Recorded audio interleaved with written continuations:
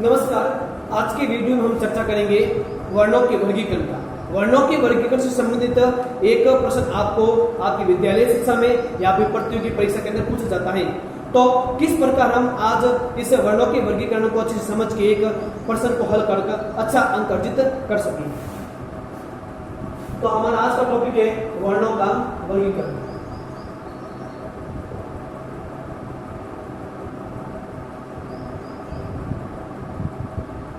जब हम किसी भी भाषा के टॉपिक को पढ़ते हैं तो हम जब रटने की प्रवृत्ति को अपनाते हैं तो हम इतना ज़्यादा अच्छे से याद नहीं रह पाता है और लंबे अरसे से याद नहीं रह पाता है। और जब हम उन्हें बहुत ही आसान तरीके से अपने मानसिक संतुलन को बना के उसको याद करने की कोशिश करते हैं तो वो चिर स्मृति याद रहता है। तो इस वर्गीकरण को भी हम उसी ट्रिक्स के माध्यम से समझने का प्रयास करेंगे ताकि यह हमें लंबे समय तक याद रह सके। तो कुछ ट्रिक है, उस माध्यम से इसको हम समझने का प्रयास करते हैं। पहला है आपका अपोह विसर्ग याना कंठा।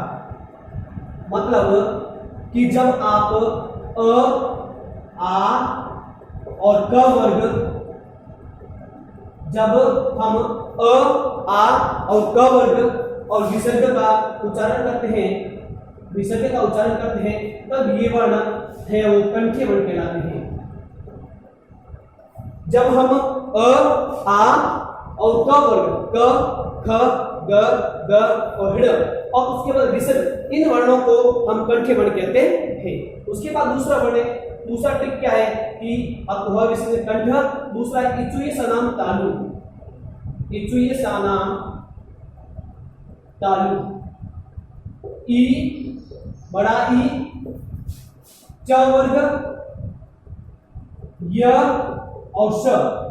जब हम ई बड़ी ई च वर्ग, इसके पांचों वर्ण च, छ, ज, ज और य और उसके बाद य और श, इन वर्णों का जब उच्चारण करते हैं तो ये तालव्य व्यंजन कहलाते हैं, तालव्य वर्ण कहलाते हैं। ये तालव्य वर्ण कहलाते हैं। अपोह विसर्ग कंठ, अ, आ, क वर्ग विसर्ग कंठीय वर्ण कहलाते हैं। इचुये सनाम तालु, ई, च वर्ग, य, श तालव्य व्यंजन कहलाते हैं। तीसरा है आपके विटुर सनाम मूर्धा। विटुर सनाम मूर्धा, जब हम री वर्ण ट वर्ग के पांचों वर्ण री वर्ण ट वर्ग र और श का उच्चारण करते हैं तो ये मूर्धन्य वर्ण कहलाते हैं। जब हम री वर्ण ट वर्ग ट, ठ, ड, ढ और न और उसके बाद र और फिर स, इन वर्णों का उच्चारण करते हैं तो ये वर्ण मूर्धन्य वर्ण कहलाते हैं। अब तीन हो गए, अपोह विसर्ग कंठ हो गया, इचुये सनाम तालु हो गया, विटुर सनाम मूर्धा हो गया। अब अगला है लिटुल सनाम दंतः। लिटुल सनाम दंतः, जब हम लिरि वर्ण त वर्ग के पांचों वर्ण और ल और श का उच्चारण करते हैं। जब हम लिरि वर्ण ट वर्ग के पांचों वर्ण ट, थ, द, द, न और ल और श, इनका जब उच्चारण करते हैं तो ये दंतीय व्यंजन कहलाते हैं। ये दंतीय व्यंजन कहलाते हैं। अपोह विसर्ग कंठ, इचुये सनाम तालु, विटुर सनाम मूर्धा, विटुर सनाम दंतः। अब अगला है पांचवा उपपदीयमानाम ओष्ठ। जब हम उ बड़ा उ प वर्ग के पांचों वर्ण, जब हम उ और प वर्ग के पांचों वर्ण का प्रयोग करते हैं, उच्चारण करते हैं तो ये ओष्ठ वर्ण कहलाते हैं।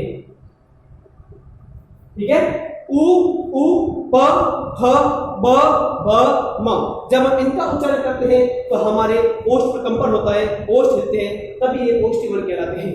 अब ये तो हो गए पांचों आपके स्पर्श व्यंजन और आगे लगभग अ, आ, ई, री, उ तक। अब इनके बाद जो आपके स्वर आएंगे वे संयुक्त स्वर होंगे, ए, ऐ, ओ, औ, और उसके बाद जो आपके व्यंजन बचेंगे वो भी अलग से व्यंजन होंगे।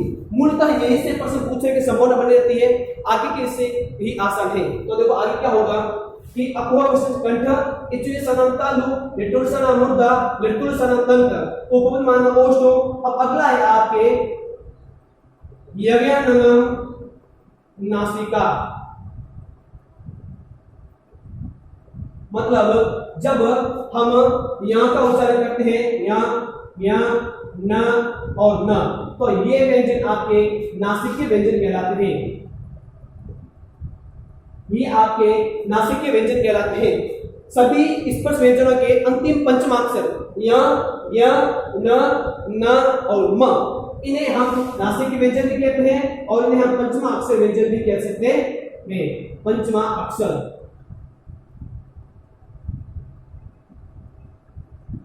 इन्हें हम नासिक के व्यंजन भी कह सकते हैं और इन्हें पंचमा अक्षर भी कह सकते हैं। इसके बाद आपके बच गए ए और ऐ, इन्हें हम कंठ तालु वर्ण कहते हैं। कंठ और तालु, जब हम ए वर्ण का उच्चारण करते हैं तो कंठ से भी आवाज निकलती है, कंपन होता है, और तालु में भी कंपन होता है, जैसे कंठ में और तालु में, ऐ में भी ये स्थिति होती है, इसलिए कंठ तालु कहते हैं। पीछे बचा आपका ओ और औ, इनका उच्चारण करते समय कंठ और ओष्ठ, कंठ और ओष्ठ में है वो आपके कंपन होता है, इसलिए ओ और औ को हम कंठोष्ठ वर्ण कहते हैं। इसके बाद आपका नौवा बचा व को हम दंतोष्ठ वर्ण कहते हैं। जब व का हम उच्चारण करते हैं तो व का उच्चारण करते समय यह ध्यान रखना चाहिए कि वर्ण व का उच्चारण करते समय दंत में भी हमारी जीभ स्पष्ट होती है और ओष्ठ में कंपन होता है, इसलिए व को हम दंतोष्ठ वर्ण कहते हैं। व के बाद अंतिम आपका बचता है जिसे हम कहते हैं ह वर्ण, हम कहते हैं इन्हें हम ह को अलिजीवा वर्ण कहते हैं। ह को हम अलिजीवा वर्ण कहते हैं। इस प्रकार साधारण से प्रकार से हमने भी इस वर्णों के वर्गीकरण को समझने का प्रयास किया। अब ह विसर्ग, कंठ, अ, आ, क वर्ग विसर्ग, ये सब कंठीय वर्ण कहलाते हैं। इचुये सनाम तालु, ई, च वर्ग, य और श, ये तालव्य व्यंजन कहलाते हैं। लिटुर सना मुद्दा, री, ट वर्ग, र और श, मूर्धन्य व्यंजन कहलाते हैं। लिटुर सना तंता, ली, ट वर्ग, ल और श, दंत्य व्यंजन कहलाते हैं। उपद मानना ओष्ठ, उ, बड़ाऊ, प वर्ग, ये ओष्ठ्य व्यंजन कहलाते हैं। नासिका य, न, म, इन्हें नासिक के व्यंजन कहते हैं, क्योंकि जब इनका उच्चारण करते हैं तो उसमें हमारे नाक से बाहर निकलती है, और ये स्पर्श व्यंजन के पंचम अक्षर भी है, इसलिए पंचम अक्षर भी कहते हैं।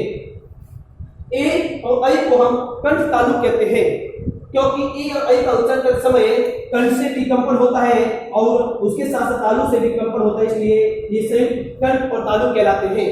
ओ और औ को हम कंठोष्ठ कहते हैं, व को हम दंतोष्ठ कहते हैं और ह को हम अलिजीवा कहते हैं। इस प्रकार बहुत ही साधारण तरीके से आज के इस वर्णों के वर्गीकरण हम समझने का प्रयास किया। अगले वीडियो मिलते हैं। जय हिंद, जय भारत।